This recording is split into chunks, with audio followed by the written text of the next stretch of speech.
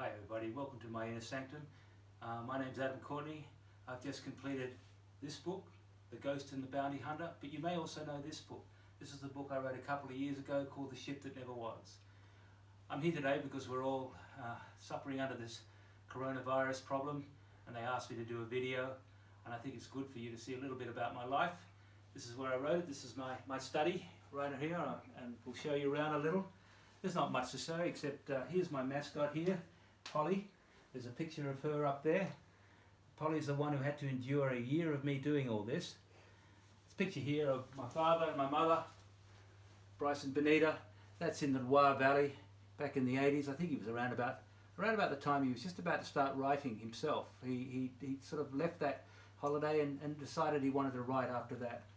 Here you might see, this is Bryce's chair, Bryce Courtenay's chair. He wrote the last 4 books here, and just before he died he sort of bequeathed it to me and said, hopefully you'll use this as much as I did. So here we go, Bryce Courtenay's actual chair. It's a little bit rickety, but there you go, it works. And I wrote a couple of books on this, but I'd like to read you an extract today.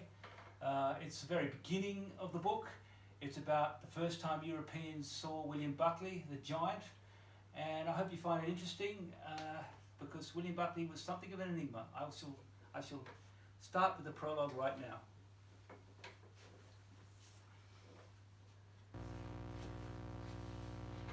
Okay. At around 2 p.m. on the 6th of July 1835, the ever-alert John Pigeon gasped and dropped his billy can. Pigeon was a well-travelled Aboriginal man from the southern coast of New South Wales.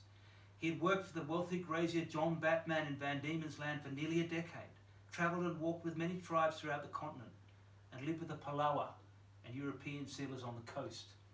He had seen many things, but he had never seen this.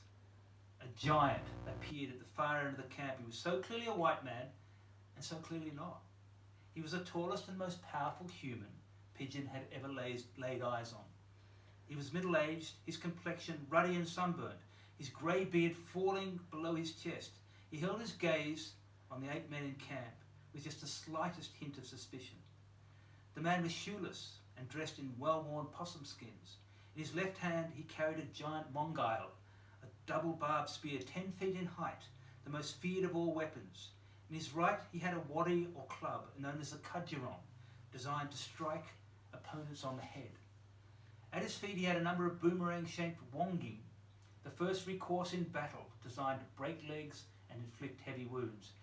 He held these implements lightly and deftly, the way Pigeon's people did. His stance and bearing showed he knew how to use them, but his mien was unmistakably that of a white man. And yet, only an indigenous person could have come in so close to the camp without his noticing. White men knew nothing of stealth. Pigeon, one of Bratman's most brilliant trackers, never missed a thing. By Pigeon's estimation, this man had the bearing of a white Nrungeta, that is, in the Wadawurrung language, an elder man of knowledge. There was no other name for what he now saw. In a few moments, everybody in the camp had seen the man. There were a few gasps, then nobody spoke. The 3 white and 5 Aboriginal men sat transfixed, looking in wonder at each other, then back at the apparition. There was no alarm. Nobody rushed to their guns. Nobody moved. It was as if a spirit had come to visit them, floating in from a place nobody could quite divine, hovering for reasons none could understand. An astonishing spirit, but not a harmful one.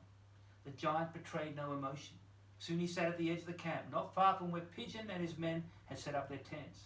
He was impassive, almost motionless, looking askance at everyone. His war and hunting implements were now propped between his legs. Eventually the stunned silence wore off, and the sprightly James Gunn, an ex-convict from Southampton, walked over to the man and started talking. He showed no signs of comprehension. It's probable he had some understanding of the working class Hampshire accent of Gum, but his own tongue movements in relation to his upper palate had changed since he had last spoken to a fellow white man. He couldn't remember, let alone form the English words that had once come naturally. He also didn't want to say who he was, not just yet. He first wanted to figure out if these men were friendly. They cut up a piece of bread and handed it over. Then he remembered. He later described it as, quote, a cloud passing over his brain. Bread, he said. It was the first English word he had uttered in 32 years. Thanks very much for listening. I hope you enjoy the excerpt and enjoy this book that I've just written, The Ghost and the Bounty Hunter. Thanks very much for listening. Bye.